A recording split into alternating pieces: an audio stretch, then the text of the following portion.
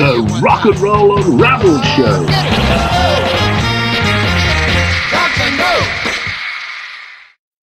I'm Derek Shelmerdine. Welcome to another Rock and Roll Unraveled show. Well, it's that time of the year again, and in this show, we're looking at the stories behind some of the classic Christmas songs. The first of these songs, probably the most famous of them all, White Christmas. Covered more than 1,200 times, but I think it's always going to be associated with Mr. Bing Crosby. White Christmas was written by Irving Berlin in 1940 and originally performed and recorded by Bing Crosby. It's the best-selling single of all time. It's reputed to have sold over 50 million copies. Now, I'll often find that Candle in the Wind, that's the 1997 Princess Diana tribute, is quoted as the best-selling single of all time. That's recorded as having 33 million copies. But that's really taken on information since the singles chart started in America and the UK in the 1950s. Now, the first public performance of White Christmas came on Christmas Day 1941, when Bing Crosby sang it on his NBC radio show, the Kraft Music Hall, and he recorded it a little later in May, the 29th of May, 1942, and apparently he recorded it in just 18 minutes. Wow, there's a bit of a change from recordings to come later. And at the end of July, it found its first release. Now, that came as part of a 6-single soundtrack for the movie Holiday Inn, and that premiered a week later in New York. But it was October before the single itself hit the #1 spot on the national list of retail records chart. Now, that was the chart that was being used before the Billboard and Cashbox charts came into being, and it was at #1 for a colossal 11 weeks. Great for a Christmas song there to be released in July. I really like that concept. Now, when we get to 1947, on the 19th of March 1947, Bing Crosby re-recorded White Christmas because the original 1942 master had been damaged. Now, this 1947 version is the one that we hear most frequently on the radio and album releases. And there's also a movie called White Christmas, and that was released in 1954. I mentioned before, a lot of covers. There's a great website called Second Hand Songs that lists covers of songs, and for White Christmas that lists 1,224 covers. There's a lot there. 1957 saw Elvis put it on his first Christmas album, imaginatively titled Elvis's Christmas Album. And then there were a bunch of releases. Now, they include some really interesting ones. Big Maybelle, that's the lady who recorded a whole lot of Shaking Going On, the big hit for Jerry Lee Lewis. She had the original version of that, and she had a version of White Christmas out in 1958. And the British cute singing pigs, Pinky and Perky, well, they had a version out in 1961. The Beach Boys had one in 64, and the Temptations in 1970. In 1980, rockers Stiff Little Fingers had their own take on the song. And in 1981, London football club Tottenham Hotspur decided they'd give it a try. Now, Cliff Richard put it on an album called Together with Cliff Richard in 1991. Now, he really is a star of the Christmas records. More from him later. But the version we're going to listen to is from 1963, and it's Phil Spector. It's from Phil Spector's absolutely classic album, A Christmas Gift for You. And from that album, this is Darlene Love with White Christmas. On the 7th of December 1973, Slade released Merry Christmas, Everybody, and Christmas has never been the same since. It was written by two of the band members, that was Noddy Holder and Jim Lee, and it was produced by their manager, Chaz Chandler. It went straight in at #1 and spent 5 weeks there. It was actually their last #1 single. They sold 500,000 copies within the first week of release. And that year, 73, was a little bit of a tussle between Slade and Wizard with I Wish It Could Be Christmas Every Day, but that lost out in 73. That peaked at number 4. And Slade's Merry Christmas Everybody has been released every decade since 1973. Well, it was in the early summer of 1966 that Noddy Holder was the last one of the gang to line up with the N-Betweens. And by the end of that particular year, 66, the N-Betweens had released their, I think, only single, You Better Run. Now, that was a US hit for the Young Rascals in the summer of 1966. And it was written by two of the Rascals, Felix Cavalier and Eddie Bugatti. By the middle of 1969, the band was calling itself Ambrose Slade, and they released an album, and they took a single from the album as well. And by then, they were managed by Chas Chandler. Now, Chas Chandler, you probably know, was the bass player with the Animals. And when the Animals were making their farewell tour, they finished up in America. And that was where Chas Chandler decided he'd try his hand at artist management. He was introduced to Jimi Hendrix and famously brought Jimi Hendrix over to the UK in the autumn of 1966. Now, jumping back to 1973, and Merry Christmas, everybody, Chas Chandler suggested that they should write a Christmas song. Christmas songs had been pretty much out of favour across the 60s, but Chas thought, yes, let's get in there, let's write one. Anyway, Jim Lee came up with the idea for the song. He remembered that back in the in-between days, around 1967, Noddy had written a song called Buy Me a Rocking Chair, actually Noddy's first solo work. And what the band did, they used a melody from Rocking Chair for the chorus and Jim Lee's melody for the verse. Noddy wrote the lyrics. And what he wanted to do was to reflect a good British family Christmas. Now, in 1973, times were hard. They were very different. Inflation grew to 10%, and by the end of 74, it was 19%. There were constant strikes. In fact, that was the time of the 3-day week. That started on New Year's Day. Happy New Year, Britain. Mortgage rates were 8.5% and rising. Income tax was 75% and rising. And Noddy felt that the great British public needed cheering up. And I'm sure, well, we did. I remember 1973 very well. He felt there was a lot to look forward to. And, the tagline, look to the future now. It's only just begun. He felt that there was a lot to be looking forward to. It was actually recorded in New York at the famous record plant, but that was back in midsummer in July. So in the heat of a New York summer, they were recording the most successful Christmas song of modern times. And they actually recorded parts of it in the corridor to get a better echo effect. Now, in 2015, it was estimated that the song produces £500,000 in royalties every year.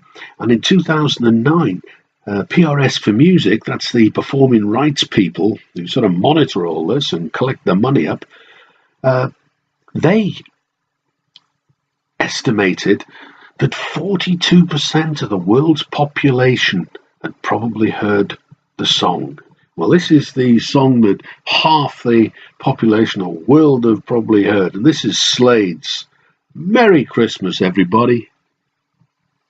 Well, 1973 was a great time for Christmas singles. Wizard also released their legendary I Wish It Could Be Christmas Every Day. Now, what's interesting is that they released it at the beginning of November on the Warner Brothers label and at the end of November on the Harvest label. And what happened was that they were in the process of moving from Harvest to Warner's, and they sort of snuck it out on Warner's, but Harvest took a very dim view of this, and the song was released on both labels. It was written and produced by Roy Wood, And the vocal backing, I love this. The vocal backing on the record label, is listed as the Swadettes plus the Stockland Green Bilateral School first year choir. And then additional noises, Miss Snob and Class 3C. Well, that alone deserves to make it a number 4. They missed out to Slade that particular year. Now, Move formed in the beginning of 1966, and Roy Wood was one of the prime movers there. And he decided at the end of the 60s, early 70s, that he'd form ELO and actually form it alongside Move and transition the two bands, as it were.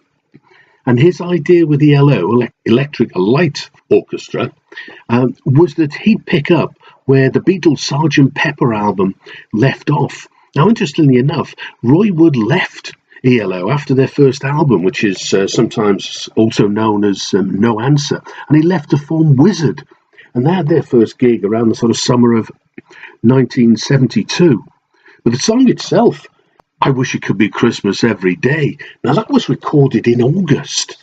And to build up a sort of Christmas atmosphere, he decorated the office with Christmas decorations. He turned the aircon to Arctic. He sent the roadies out to buy some fans to get plenty of draft in there. And the band played in there. It was pretty cold. The band played in their overcoats to get into the Christmas spirit. But as I mentioned, they lost out to Slade's Merry Christmas, Everybody. And on the Top of the Pops, when they were both on together, famously, they had a custard pie fight. I'm sure it was good-humoured with Slade. But it's interesting to sort of ponder on what might have happened, what might have been, if Wizzard had released it on just one label. Because if you look at the history of this, you remember they were moving from Harvest to Warner's, and legal wrangles meant it was released on both labels. And that's quite possibly why Slade beat them to number 1. And you could suggest that because if you look at the re-releases, sort of up to 2016, when they were re-released against each other, and that happened 11 times in 1984, and there was then a run of re-releases of both together between 2007 and 2016, Wizzard made the higher chart position on 10 of those 11 times. Slade went out in 2009. They made 35 and Wizzard were at 45. But you make your own mind up. This is Wizzard with I Wish It Could Be Christmas Every Day. 1987 gave us another classic Christmas song. And this one's from the Pogues' Fairytale of New York, and that's the one featuring Kirsty MacColl. It was actually written by Shane McGower and Jem Finer from the band, and produced by Steve Lillywhite. And it made number 2 in the UK, and it was kept off the top spot by Pet Shop Boys with Always on My Mind. Well, happy birthday. Christmas Day 1957 was when Shane McGowan was born in Kent, in Ireland. And he suggests that the song came about when Elvis Costello wagered him that he couldn't write a Christmas duet with the lady who was then the bassist with the band and was to be Elvis Costello's future wife, Kate O'Riordan. Elvis Costello co-produced the Rum, Sodomy and the Lash album in 1985. That's how they all came together. Now, Jem Finer reckons it was based on some friends of his in New York. And Jem had actually written an abandoned Christmas song. And what they did was they used the melody for this one and lots of reworking of the lyrics. Now, there was a version with Kate O'Riordan that was recorded by Elvis Costello, and that's worth hunting down. Now, they met up with Steve Lillywhite when he produced their next album, If I Should Fall From Grace With God. By then, Kate O'Riordan had gone. She left around sort of October 86, but Steve Lillywhite was married to Kirsty MacColl. And when Kirsty MacColl joined the Pogues on tour, it sort of gave her confidence back to relaunch her own career. The name of the song itself comes from a J.P. Donlevy novel, A Fairy Tale of New York, that Jem Finer happened to be reading at the time. And this is the Pogues. with Fairytale of New York. I'm Derek Shelmerdine. You're listening to the Rock and Roll Unraveled show, and we're taking a look at some classic Christmas songs. If you're into social media, by the way, please hook up. You'll find me on Twitter at RNR Unraveled and Facebook at Rock and Roll Unraveled. I've also got a website at www.rockandrollunraveled.com. Definite theme forming there. Now, our next song is from the guy who can truly be called British Christmas legend, Cliff Richard. He's had 2 Christmas number 1s. He's just missed out with 5 Christmas number 2s. He's had a Christmas hit in every decade since the 1950s. Well, that's not quite the case. He hasn't had one in the 2010s yet, but there's still time. And now he's back on the road. I'm sure he'll score another hit between now and the end of the decade. Well, in 1988, Cliff had his first Christmas number 1 with Mistletoe and Wine. That was written by Leslie Stewart and Jeremy Paul, and actually produced by Cliff himself. The origin of the song goes back to 1975. It was written for a musical called Scraps. Now, that was adapted from Hans Christian Andersen's The Little Match Girl, and first performed in December 1976 at the Orange Tree Theatre in Richmond. I used to drink there, it's opposite the tube station. Now, the song was originally written to sound like a carol sung ironically, as the little girl basically is being slung out into the snow by the wicked middle classes, really contrasting the haves and have-nots. It was adapted for television by HTV in 1987, and they set the musical in Victorian times as the Little Match Girl. Now, it starred Roger Daltrey of Who fame, Twiggy, Paul Daneman, Jimmy Jewell, and others.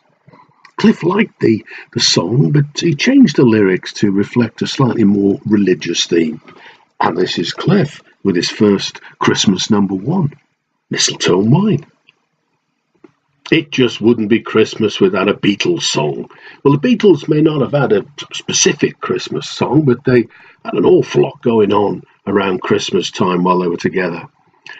They had 4 Christmas number 1s. In 63, I Want to Hold Your Hand topped the Christmas charts. In 64, it was I Feel Free. In 65, it was Day Tripper coupled with We Can Work It Out. And they missed out in 66, but they were back at number 1 for Christmas in 67 with Hello, Goodbye.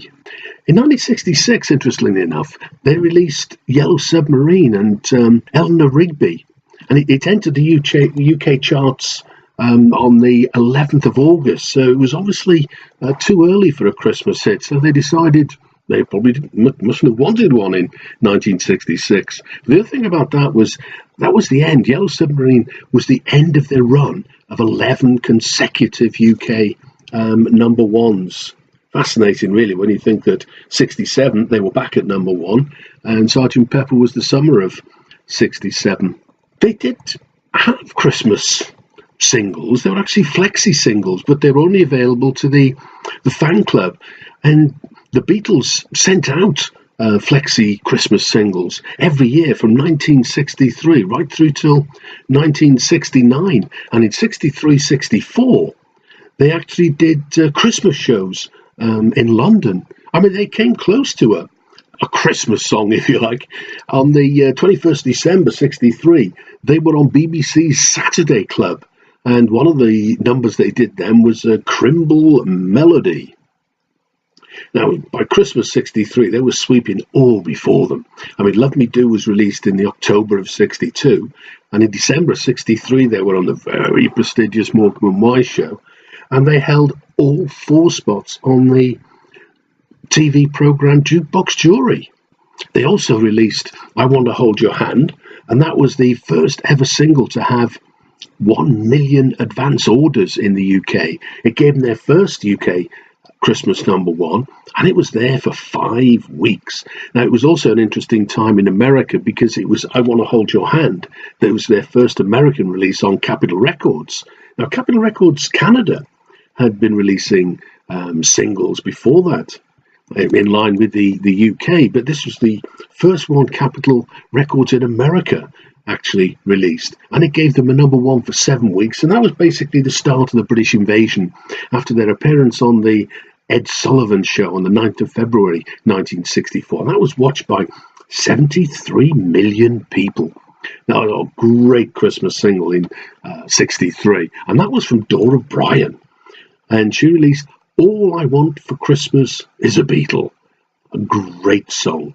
It peaked at number 20. Now, Dora Bryan was born in Lancashire in 1924. She was a big star of stage and screen, including the movies Blue Lamp, which inspired the TV cop Dixon and Doc Green, Carry On Sergeant, that was the first Carry On movie, and A Taste of Honey, that was one of the 1960s run of kitchen sink realism movies. An excellent film it was as well, with Rita Tushingham also in the movie. Now, after the Beatles went their separate ways, they all decided that it was time for a Christmas single. And Paul McCartney gave us Wonderful Christmas Time in 1979. That gave him a #6. George Harrison, Ding Dong in 1974. Although that's more of a New Year's song. That only made number 38. But Ringo decided in 1999 to go the whole hog. And he produced a whole album of Christmas singles, and he called that I Wanna Be Santa Claus, and it includes, obviously, White Christmas. Now, John and Yoko and the Plastic Ono Band, well, they gave us Happy Christmas, War is Over. And what we're going to look at now is that's the Christmas song we're going to be checking out, because that's got a really interesting background. Back in 1969, couple of years before the single was released, on the 15th of December, John started his poster campaign, War is Over If You Want It. And John and Yoko essentially were launching an international peace campaign with posters proclaiming, War is Over If You Want It, Happy Christmas from John and Yoko. Now, they kicked off with a Peace for Christmas benefit concert starring the Plastic Ono Band at London's Lyceum Ballroom. And that was the British debut of the Plastic Ono Band. And it was actually the first time that John Lennon and George Harrison had been on stage together since 1966. And the lineup for that particular band was George Harrison, Eric Clapton, Klaus Voormann, Billy Preston, Delaney and Bonnie, and others. And what was fun was Keith Moon decided to join them on stage, and he gave the floor tom a good hammering with a couple of drumsticks. They played extended versions of just 2 songs, Cold Turkey and Don't Worry Kyoko, and that's featured on the album Sometime in New York City if you want to check it out. Now, the following day, John and Yoko flew to Canada, and they were there till the 23rd of December, and they wanted to carry on with their peace protest, essentially. They had posters in Toronto, and that coincided with War is Over posters in 12 cities worldwide. But that was the end of their protest activities for about 2 years. And it wasn't until the 1st of December 1971 that they released Happy Christmas, War is Over. And that was in America. And they called themselves John and Yoko and the Plastic Ono Band. It was written by John and Yoko and produced by John and Yoko and Phil Spector. And it also featured the Harlem Community Choir. When it was released in America in 1971, it had no impact at all on the Billboard Top 40. In fact, it's never been a hit in America. When it was released a year later, in 1972, it peaked at number 4. It was a publishing dispute that delayed the UK release for a year. Now, it was all about, what they were protesting about was the Vietnam War that was very much to the fore in America in the 60s and 70s. And to give some kind of context to the whole thing, the peace talks began on the 10th of May 1968. Now, that was after the Tet Offensive, when the North Vietnamese launched a major attack on the south at multiple targets. They were beaten back. Some of the battles lasted for 2 or 3 months, but it was the turning point for the war. And the peace talks began in 68. Now, the Paris Peace Accords weren't actually signed until the 27th of January 1973, so that's 5 years nearly of conversations. But the war wasn't actually over. That was just when the Americans pulled out of Vietnam. They did have a handful of people left in Saigon, but on the 30th of April 1975, Saigon actually fell to the communist North forces. They decided to mount a full-on invasion of the South, and they were successful, and the war finally came to an end. Now, the melody for Happy Christmas, War is Over, John Lennon and Phil Spector claim it's the melody based on the Paris Sisters. That was a Phil Spector single some years earlier. I love How You Love Me, but it bears a remarkable and is often referred to as the traditional English ballad Skewball. Now, that's also been recorded as Stewball, and there's a very well-known version by Peter, Paul and Mary of Stewball.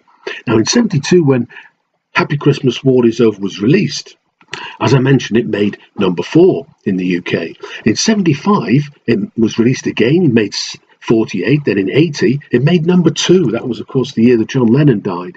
In 1981, it made number 28, and 1982, number 56. Now, it has been released a bunch more times. It's one of those Christmas songs that's been very, very popular since its release in the early 70s. And this is John and Yoko and the Plastic Ono Band with Happy Christmas, War is Over.